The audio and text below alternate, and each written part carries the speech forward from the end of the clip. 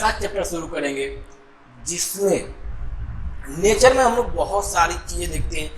बहुत पुराने समय से भी हम लोग देखते हैं कि सूरज उगता है, पूरब से उगता है, और बारिश जब होती है तो रेनबो बन जाते हैं। रेनबो कैसे बनते हैं? या हम लोग पानी के ऊपर हल्का सा ऑयल डाल दें तो देखते हैं कि जब लाइट आती है तो कई कलर में दिखते हैं। और हम लोग और भी देखते हैं कि जब ये जो सोप है, सोप बबल बनाते हैं हम लोग, सोप बबल कई कलर के दिखते हैं। तो इन सब के पीछे क्या रीजन है, क्यों ऐसा होता है? और जैसे ये चश्मा पहने ये किस फिनोमेना पर काम करता है, कैसे काम करता है, इसके पीछे रीजन क्या है, ये सारी स्टडी हम लोग करेंगे। टेलीस्कोप हो गया, टेलीस्कोप कैसे वर्क करता है, कैसे वो छोटे से ऑब्जेक्ट को बड़ा दिखाता है, हमें उसे इमेज बड़ा दिखता है। माइक्रोस्कोप है, ये सब कैसे वर्क करते हैं, क्या कारण है इनके पीछे, ये सारी चीज़ें हम जो पढ़ेंगे वो ऑप्टिक्स के अंदर आता है। तो ये सारी चीज़ें हम लोग डिटेल में पढ़ेंगे कि तो आज का टॉपिक हम लोग स्टार्ट करते हैं। ऑप्टिक्स। ऑप्टिक्स क्या है? ऑप्टिक्स होता क्या है, अब इसकी बात करते हैं। तो अगर ऐसे कहें कि ऑप्टिक्स हम लोग क्यों पढ़ते हैं, इसमें क्या पढ़ते हैं, ऑप्टिक्स क्यों पढ़ते हैं, हम देखें कि लेंस कैसे काम करते हैं, मिरर कैसे हमें इमेज बनाता है, ये सारी चीज़ स्टडी तो हम लोग करेंगे ऑप्टिक्स में। और ऑप्टिक्स होता क्या, अब ये जानते हैं। तो ऑप्टिक्स जो है study of nature and behaviour of light. Light की नेचर क्या है और उसकी बिहेवियर क्या है, उसी की स्टडी को हम लोग ऑप्टिक्स में पढ़ते हैं। तो एक कह सकते हैं ऐसे, it is the branch of physics, it is the branch of physics in which we study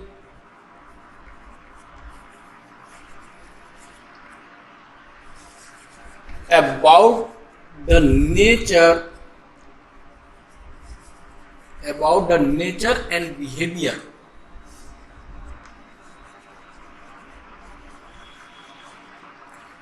of light। ये तो के बात कि हम लोग उसके नेचर और बिहेवियर के बारे में स्टडी करते हैं, उसे ऑप्टिक्स कहते हैं।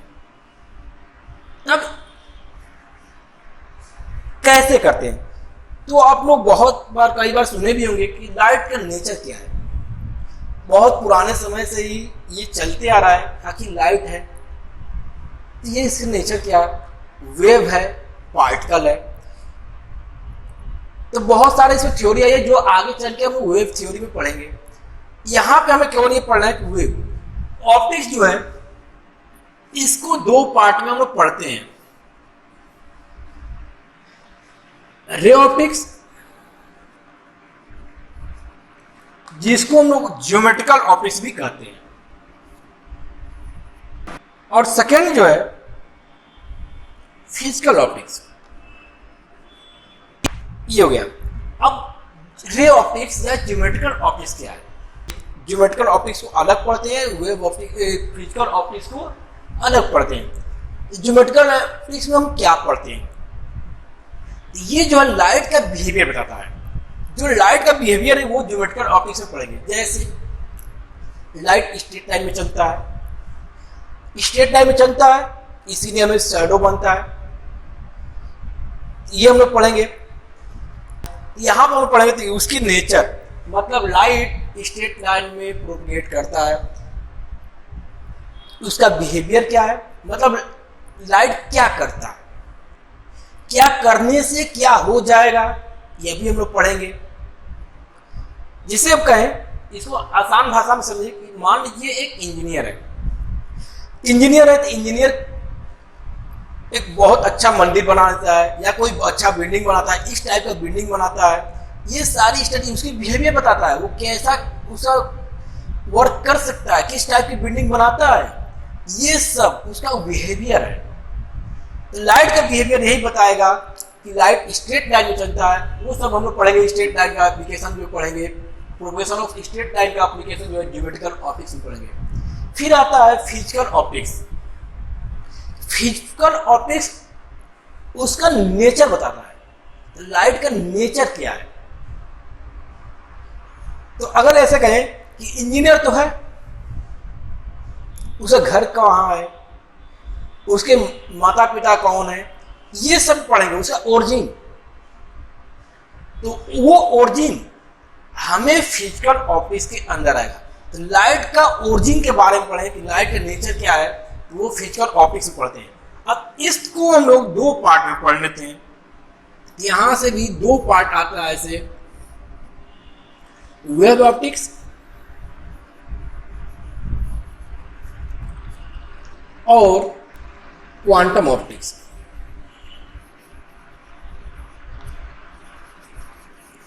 तो फिजिकल ऑप्टिक्स को दो पार्ट में पढ़ते हैं, वेव ऑप्टिक्स और क्वांटम ऑप्टिक्स। अब वेव ऑप्टिक्स कब पढ़ेंगे, तो वेव ऑप्टिक्स हम तब पढ़ते हैं जब लाइट का wavelength comparable to size of object. Wavelength जो है लाइट का वो साइज ऑब्जेक्ट के साइज के कंपेरेबल होगा, उस समय हम लोग वेव ऑप्टिक्स पढ़ते हैं। या कहें कि जब हम लोग लाइट को वेव नेचर मानते हैं, तो लाइट का नेचर वेव हो, उस समय वेव ऑप्टिक्स में स्टडी करते हैं। इसमें कुछ टॉपिक पढ़ेंगे हम लोग। इसमें टॉपिक जो पढ़ेंगे हम लोग, इसमें आएगा इंटरफेरेंस, डिफ्रैक्शन, पोलराइजेशन, ये सारी चीजें हम लोग पढ़ेंगे नेक्स्ट चैप्टर में वेव ऑप्टिक्स में। अब आता है क्वांटम। क्वांटम फिजिक्स ऑप्टिक्स क्या होता है। क्वांटम ऑप्टिक्स ये पार्टिकल नेचर शुरू करता है। पार्टिकल नेचर जब मानकर हम लोग स्टडी करते हैं, तो वो क्वांटम ऑप्टिक्स के अंदर पढ़ते हैं। जैसे हम लोग फोटो इलेक्ट्रिक पढ़ते हैं, फोटो इलेक्ट्रिक, 11th में पढ़े हुए आप केमिस्ट्री में भी फोटो इलेक्ट्रिक इफेक्ट। तो फोटो इलेक्ट्रिक इफेक्ट जो आता है वो क्वांटम ऑप्टिक्स के अंदर हम लोग पढ़ते हैं। Compton effect,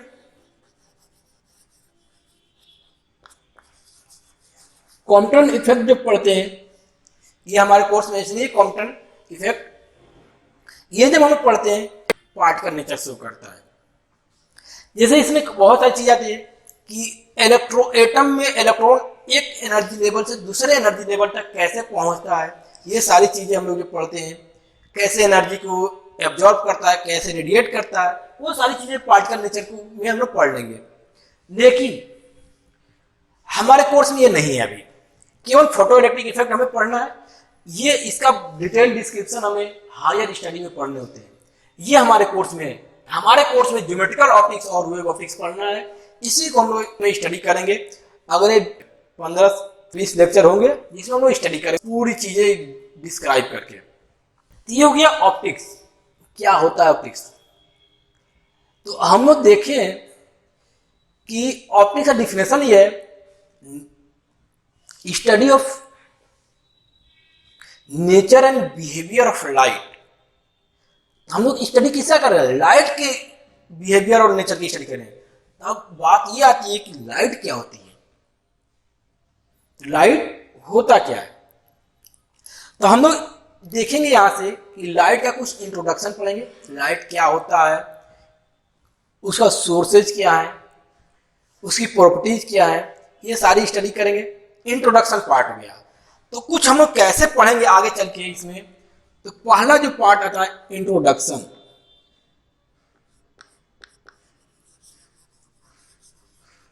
introduction of light पढ़ेंगे, क्या होता है इंट्रोडक्शन, या कहेंगे ऑप्टिक्स का इंट्रोडक्शन। फिर इंट्रोडक्शन पढ़ने के बाद पढ़ेंगे शैडो फॉर्मेशन, जो ज्योमेट्रिकल ऑप्टिक्स का एक पार्ट है। Geometrical optics light straight line में कैसे मूव करता है, उसको हम शैडो फॉर्मेशन में पढ़ेंगे, उसका कैसे लाइट स्ट्रेट लाइन में प्रोपगेट करता है। अगला आता है शैडो फॉर्मेशन। शैडो फॉर्मेशन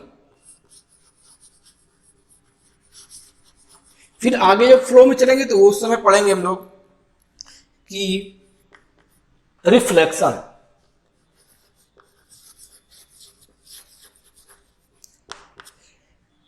इसका नोट अगला टॉपिक होगा रिफ्लेक्शन के बाद। तो रिफ्लेक्शन के बाद हम लोग पढ़ेंगे डेविएशन। फिर डेविएशन नेक्स्ट टॉपिक हमारा होगा इमेज फॉर्मेशन। इमेज कैसे बनता है, और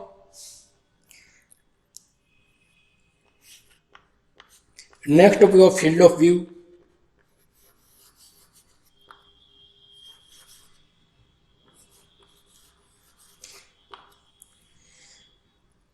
फिर फाइनली हम लोग इसमें देखेंगे number of image, number of images form in mirror. ये हमारा फ्लो होगा। इसी फ्लो में हम लोग पढ़ेंगे ऑप्टिक्स। तो ये जो है मेनली जो पढ़ेंगे ये प्लेन मिरर की बातें आएंगी। प्लेन मिरर की बात करते हैं। तो प्लेन मिरर में हम लोग ये सब पढ़ेंगे, आगे बताएंगे प्लेन मिरर होता क्या है। तो ये सब प्लेन मिरर के अंदर आ जाएगा। ये तो हो गया। अब हम लोग बात करते हैं लाइट क्या है। तो यहां से हमारे पास आता है लाइट का इंट्रोडक्शन लाइट का देते हैं, डिफाइन करते हैं व्हाट इज लाइट। हमारा चैप्टर यहां से मेनली शुरू होता है लाइट। तो लाइट क्या है, तो इसको कई सारे डिफिनेशन दिए गए। एक डिफिनेशन ये है कि light is a form of electromagnetic wave that cause light. हाँ, तो बात करते हैं लाइट की। लाइट क्या है? Light is a form of electromagnetic wave that cause the sensation of vision. Light energy का वह फॉर्म है जिसकी वजह से हम किसी ऑब्जेक्ट को देख सकते हैं। सेंसेशन पैदा करता है हमारे आंखों में देखने के लिए। दूसरा डिफिनेशन क्या दे सकते हैं कि लाइट जो है it is the portion of electromagnetic spectrum which is visible to us, which is visible to us।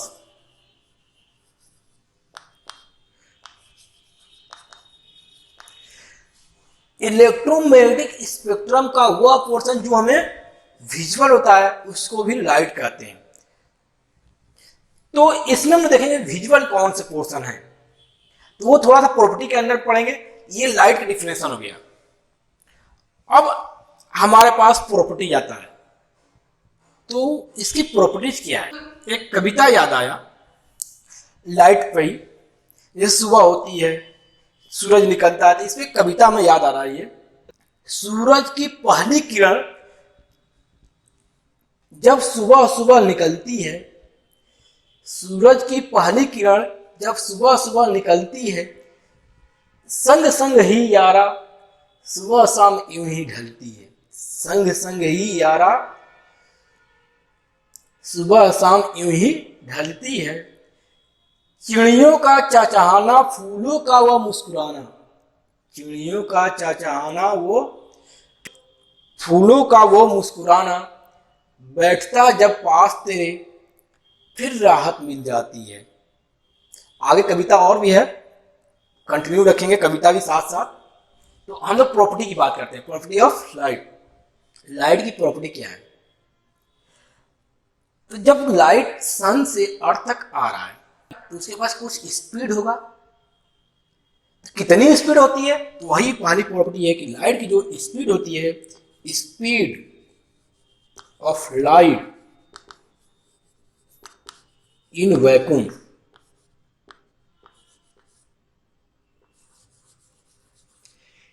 is approximately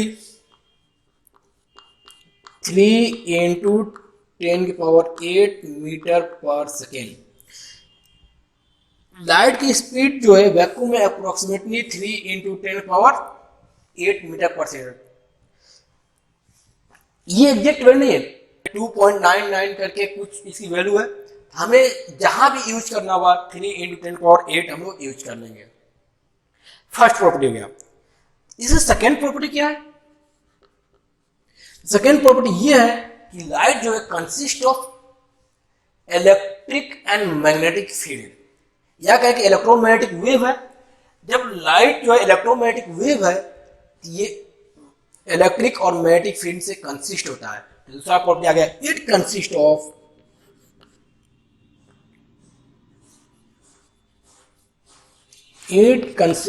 of time varying, it consist of varying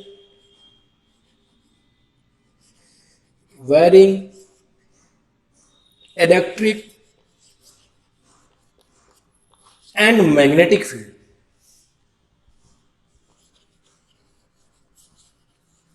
electric and magnetic field हमारे 12th का पहला chapter यही है, electric field.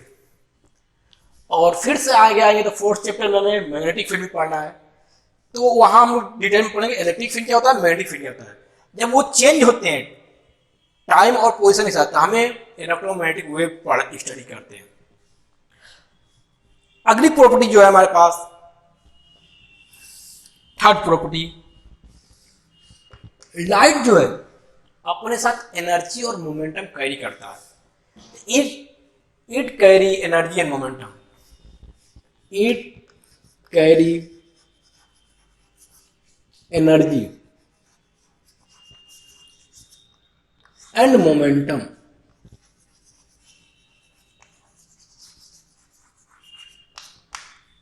ये कुछ formula भी follow करता है।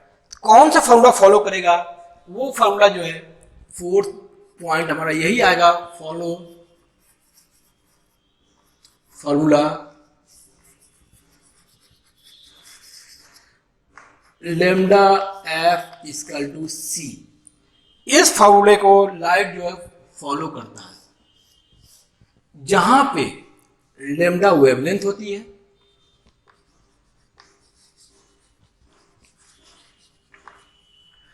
F जो है फ्रीक्वेंसी है, फ्रीक्वेंसी ऑफ लाइट वेव, और C जो है इसकी वैल्यू 3 × 10⁸ मीटर/सेकेंड है। इस फॉर्मूला को फॉलो करता है लाइट। ये कुछ प्रॉपर्टी जो है इसकी। और भी प्रॉपर्टीज है। लाइट एक फोटोन है, या पैकेट ऑफ एनर्जी होता है लाइट। तो वो हमें बहुत ज़्यादा नहीं पढ़ना है, आगे चल के हमें दूसरे चैप्टर में पढ़ लेंगे उसको। तो ये कुछ प्रॉपर्टी का बेसिक प्रॉपर्टी है। अब बात ये आती है कि लाइट आती कहाँ से है, उसका सोर्स क्या है। तो सोर्स ऑफ लाइट बात करते हैं। Source of light, sources of light, light के कौन कौन से सोर्स हैं। तो इसके सोर्स दो तरीके से हमें माना गया है। एक होता है लुमिनस, या उसको बहुत सारे बुक में हमें मिलेंगे सेल्फ लुमिनस, और सेकेंड है नॉन लुमिनस।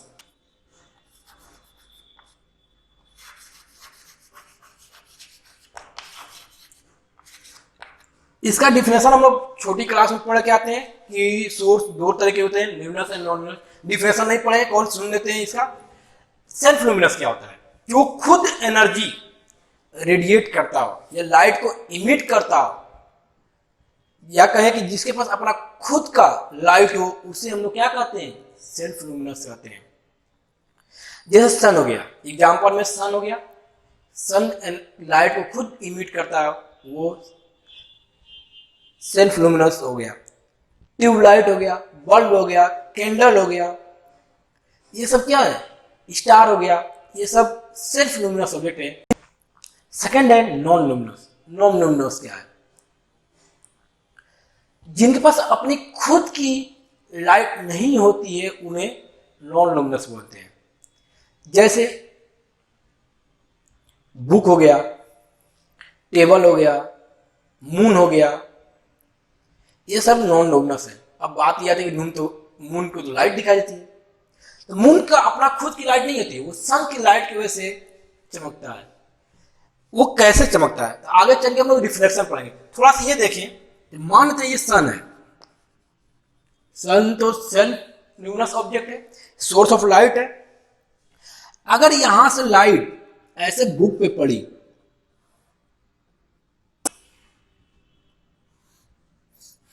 ऐसे हमारे पास बुक है, जब सन से लाइट, यहां से लाइट चली और बुक पे ऐसे पड़ी,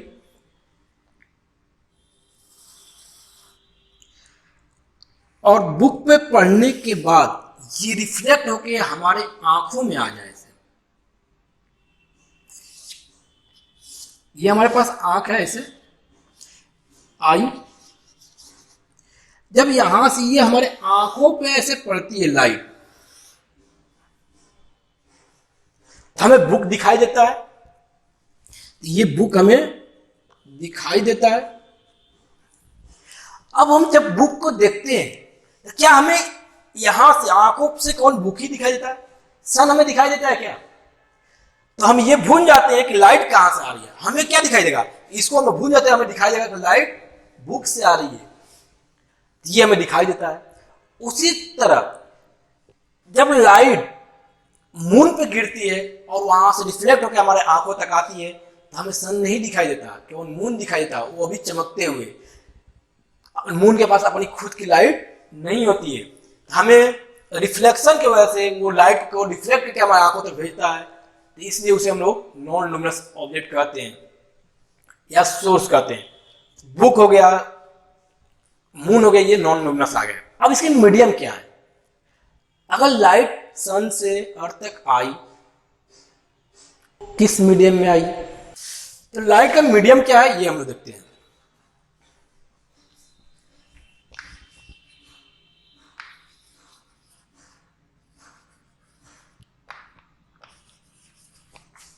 मीडियम ऑफ लाइट, कौन कौन से मीडियम होते हैं? ऐसे बहुत सारे मीडियम दिया गया है, तो हमें कुछ मीडियम पढ़ते हैं, अलग अलग बुक में अलग अलग टाइप के कई नाम हमें मिलेंगे, तो हम कौन सा मीडियम है ये हम लोग देखते हैं। मीडियम जो है हमारे पास लाइट की मीडियम। अच्छा, ये जानते हैं कि मीडियम होता क्या है? ये सन से यहां तक आया, तो सन और अर्थ के बीच में जो पार्ट है उसी को हम लोग मीडियम कहते हैं, उसमें लाइट ट्रेवल करती है। यह कहें कि एक बड़ा सा ग्लास वाला टॉर्च जलाएं, लाइट दूसरे साइड से देखें, तो लाइट कहां से? ग्लास से आई, तो ग्लास एक मीडियम हो गया।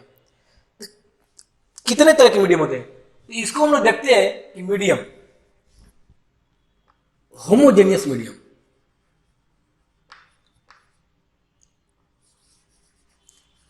Homogeneous medium. अब ये कैसा मीडियम है? होमोजेनियस मीडियम ये है कि एक ही तरह के बहुत सारे मीडियम, तो उसे होमोजेनियस मीडियम कहते हैं। जैसे यहां पे देखते हैं कि ये जब सन चला यहां से बुक तक आया, बीच में क्या है? एयर है। तो एक ही कंपोजिशन से जो मीडियम बना हुआ है, the medium formed with same composition, तो उसे हम लोग होमोजेनियस मीडियम कहते हैं।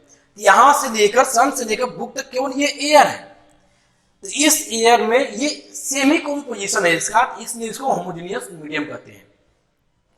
ये होमोजेनियस मीडियम हो गया। और इसमें जो आता है हेट्रोजीनियस मीडियम।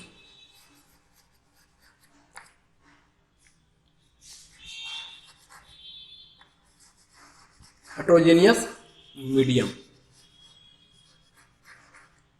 हेट्रोजीनियस क्या होता है? अगर हम लोग कंसीडर करें कि जब लाइट यहां से चली यहां तक, तो बीच में एक बड़ा सा ग्लास रख दिए हम लोग, ये ग्लास हो गया, ग्लास स्लैब। जब यहां पर ग्लास स्लैब रख दिए तो लाइट एयर से ग्लास स्लैब में आई, फिर एयर में आई। यहां से लेकर यहां तक सेम कंपोजिशन है क्या? नहीं है, बीच में दूसरा कॉम्बिनेशन, एयर, इधर भी एयर, बीच में दूसरा कॉम्बिनेशन आ गया। तो अब ये क्या बन गया? हेट्रोजीनियस मीडियम बन गया। ये हेट्रोजीनियस मीडियम हो गया। अगर मीडियम जो है वो बहुत सारे डिफरेंट डिफरेंट कंपोजिशन से बना हो तो उसे हेट्रोजीनियस मीडियम कहते हैं। ये छोटा सा डिफिनेशन हो गया। अब आगे आता है कि और कैसा मीडियम है इसका। तो इसमें आता है ट्रांसपेरेंट मीडियम। ट्रांसपेरेंट मीडियम, क्या हमें ट्रांसपेरेंट ऑब्जेक्ट दिखते हैं? क्या हमें ट्रांसपेरेंट ऑब्जेक्ट दिखते हैं? नहीं दिखेंगे। क्यों नहीं दिखेंगे? अगर मान लीजिए आगे एक ऑब्जेक्ट ऐसे खड़ा कर दे ट्रांसपेरेंट, लाइट इधर से उधर चली जाए तो हमें वो ऑब्जेक्ट दिखेगा नहीं। ट्रांसपेरेंट ऑब्जेक्ट हमें नहीं दिखेगा। जैसे मान लें एक यही तो ये याद है कि लाइट क्या है, विजुअल है या इनविजिबल है? लाइट विजुअल है या इनविजिबल है? आप लोगों को पता है? सोचिए, आगे बताते हैं उसको क्या है। फिर ट्रांसपेरेंट मीडियम, ये मीडियम जहां से लाइट 100% ट्रांसफर हो जाए उसे ट्रांसपेरेंट मीडियम कहते हैं। दोज मीडियम विच ट्रांसफर या ट्रांसमिट 100% या all of the light energy transmit is called medium.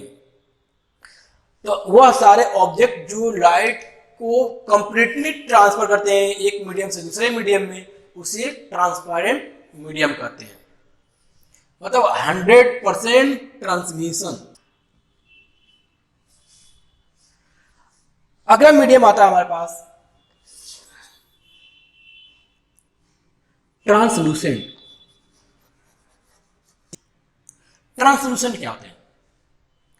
Translucent medium वह मीडियम होते हैं जिसमें लाइट का कुछ ही पार्ट ट्रांसमिट होता है।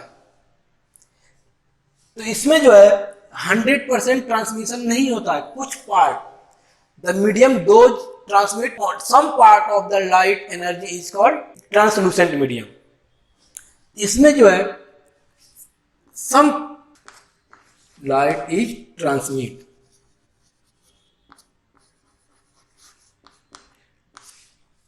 इसके एग्जाम्पल क्या क्या है? इसके एग्जाम्पल में आ जाएंगे ऑयल्ड पेपर आ जाएंगे। जैसे हम लोग पेपर देखते हैं, पेपर के ऊपर थोड़ा सा हल्का सा तेल गिरा दें तो वो एक साइड से दूसरे साइड थोड़ा सा विजुअल हो जाता है। जब विजुअल होता है ट्रांसलूसेंट मीडियम बन जाता है। ग्राउंड ग्लास जो है ट्रांसलूसेंट मीडियम है। पैराफिन वैक्स हो गया, पैराफिन वैक्स भी ट्रांसलूसेंट मीडियम होते हैं। कंटेनर में, ग्लास कंटेनर,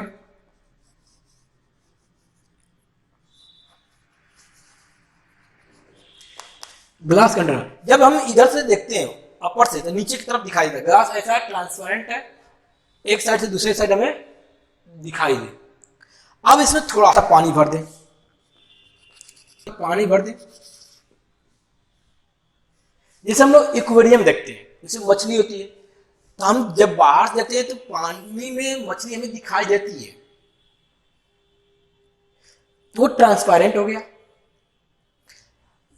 लेकिन जैसे जैसे पानी का लेवल हम बढ़ाते जाएंगे, जैसे जैसे पानी का लेवल बढ़ाते जाते हैं तो हमें ऑब्जेक्ट एक साइड से दूसरे साइड ऑब्जेक्ट दिखाई देना धुंधला हो जाता है, वो क्लियर दिखाई नहीं देता। जैसे जैसे बढ़ाएगा एक समय ऐसा आएगा कि कुछ दिखाई देगा, कुछ नहीं दिखाई देता है। उस समय जब क्लियर दिखाई नहीं देता है तो वो मीडियम क्या हो गया? ट्रांसलूसेंट मीडियम हो जाएगा। फिर और बढ़ाते हैं तो और बढ़ाते जाते हैं, जैसे लेवल बढ़ाते जाते हैं तो एक समय ऐसा आता है कि इधर से हमें दूसरे साइड ऑब्जेक्ट दिखाई नहीं देता, तो उस मीडियम को क्या कहते हैं? उस मीडियम को ओपेक मीडियम कहते हैं। ऐसा मीडियम जिसमें लाइट एक साइड से दूसरे साइड ट्रांसमिट नहीं होती है तो उस मीडियम को ओपेक मीडियम कहते हैं। जैसे ये दीवार हो गई, ये बोर्ड है, हमें क्या यहां से उधर दिखाई दे रहा है? नहीं दे रहा है। दरवाजा हो गया, एक साइड से दूसरे साइड नहीं दिखाई देता है, तो ये ओपेक मीडियम हो गया। तो इसी तरह ये जो वाटर है, वाटर में ये तीनों मीडियम हमें दिखाई देते हैं। इसकी लेवल बहुत कम हो तो उस समय हमें ये ट्रांसपेरेंट होती है। जैसे जैसे लेवल बढ़ाते जाएंगे वाटर लेवल, ये ट्रांसलूसेंट में कन्वर्ट हो जाएगी, फिर और बढ़ाएंगे तो ये ओपेक में कन्वर्ट हो जाएगी। लाइट कैसा, विजुअल है नॉन विजुअल है? किसी को आंसर मिला? नहीं? ठीक है, सुनिए क्या होता है। लाइट जो है इनविजिबल है, लाइट हमें दिखाई नहीं देती है। कैसे नहीं दिखाई देती? अब ऐसा सोचिए कि एक ऑब्जेक्ट यहां रखते हैं जहां से लाइट 100% ट्रांसमिट हो जाए दूसरे साइड। जैसे मान लीजिए पेपर रख दिए सामने पेपर रखते हैं, क्या हमें एक साइड से दूसरे साइड दिखाई देता है? नहीं देता है, नहीं देता। जब लाइट जाती है वहां से रिफ्लेक्ट होकर हमारे आंखों पे आ जाती है, हमें पेपर दिखाई देता है। अगर वही पेपर 100% जो लाइट है उसको पास कर दे तो क्या हमें पेपर दिखाई देगा? नहीं दिखाई। तो अगर उसी तरह बात करें कि इस रूम में हमारे चारों तरफ बहुत सारी लाइट है, लेकिन लाइट है हमें दिखाई नहीं दे रहा है। क्यों? क्योंकि वो 100% लाइट को ट्रांसमिट कर रहा है, रिफ्लेक्ट नहीं कर रहा है, इसलिए हमें दिखाई नहीं देता है। यहां भी देखें, सामने हमारे पास क्या है, लाइट है बहुत सारे, तो लाइट से हम दूसरे साइड देख सकते हैं। जब देख सकते हैं तो हमें लाइट दिखाई नहीं दे रही है, तो इसलिए हम लोग लाइट को क्या कहते हैं, इनविजिबल है। अब आगे चलते हैं, कुछ अब टर्मिनोलॉजी आएगी, हम लोग कुछ टर्मिनोलॉजी देखेंगे। क्या क्या टर्मिनोलॉजी है इसके। मीडियम ऑफ लाइट हो गया, टर्मिनोलॉजी पे आते हैं। टर्मिनोलॉजी, बहुत सारे टर्म हम लोग डिफाइन करेंगे यहां से। तो कुछ टर्म डिफाइन करते हैं, जैसे जैसे आगे चलते जाएंगे नए नए टर्म्स आते जाएंगे जिसको हम लोग डिफाइन करते चलेंगे। तो यहां पे एक टर्म आया रे। रे क्या होता है? व्हाट इज रे? तो रे जो होता है एक इमेजिनरी लाइन होती है। रे is a imaginary line in the direction of propagation of light. रे कुछ होता नहीं है, दिखता नहीं है हमें, ये एक इमेजिनरी लाइन होती है जो लाइट के प्रोपगेशन के डायरेक्शन इसका डायरेक्शन होता है। या कहें कि जिधर एनर्जी फ्लो करती है उसी डायरेक्शन में रे का डायरेक्शन होता है। जैसे इसको समझें ऐसे कि हमें ईश्वर दिखते नहीं है, भगवान दिखते नहीं है। जब नहीं दिखते हैं तो हम लोग क्या करते हैं, हम लोग उनको रिप्रेजेंट करने के लिए एक स्टेचू बनाते हैं, जैसे मूर्त बना दी, अब बताते हैं कि ये भगवान है, तो रिप्रेजेंट करते हैं। क्योंकि हमें जो दिखाई नहीं देता है उसके लिए फिजिक्स में हम लोग रे का लेते हैं या लाइन का यूज करते हैं। जैसे हो गया रे, रे जो है एक इमेजिनरी लाइन है which is in the direction of propagation of light. अब इसका डायरेक्शन किधर होगा, हमेशा सोर्स से रेडियली आउटवर्ड की तरफ रे का डायरेक्शन होगा। जैसे समझे कि हमें लाइट दिखाई नहीं देती, इनविजिबल है, तो इसको रिप्रेजेंट करने के लिए हमने एक नया टर्म लाया रे। तो रे कैसे होता है, हम लोग एक यहां से क्या करते हैं, ऐसे यहां पे ये सोर्स है,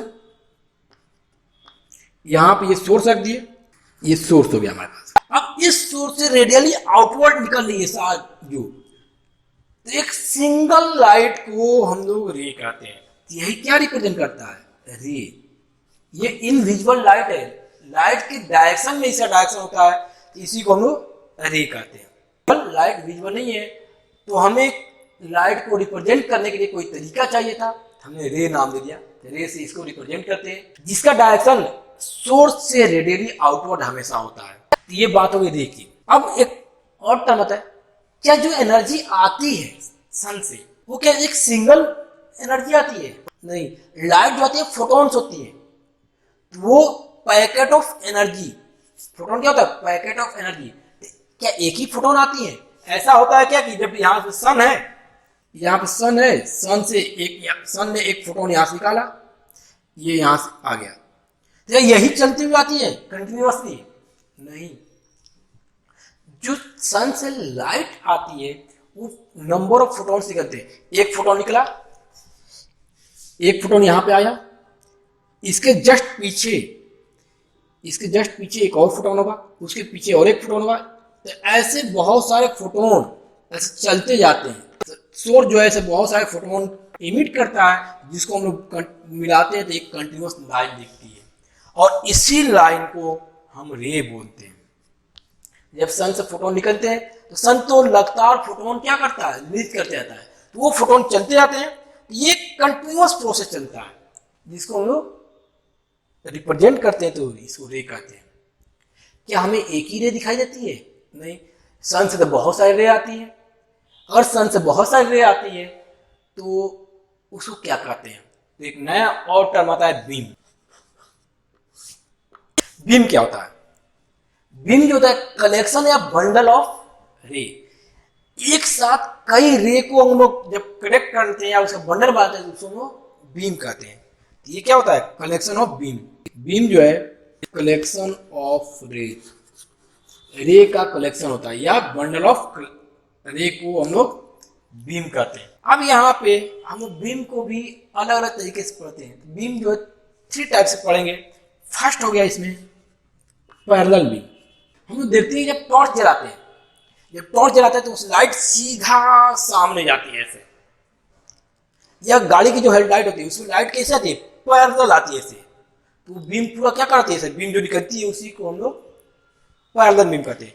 तो पैरेलल बीम क्या होता है? जिसमें लाइट रेज आपस में ऐसे पैरेलल हो जाए तो उसको पैरेलल बीम कहते हैं। ये हो गया पैरेलल बीम। और क्या है? Divergent beam.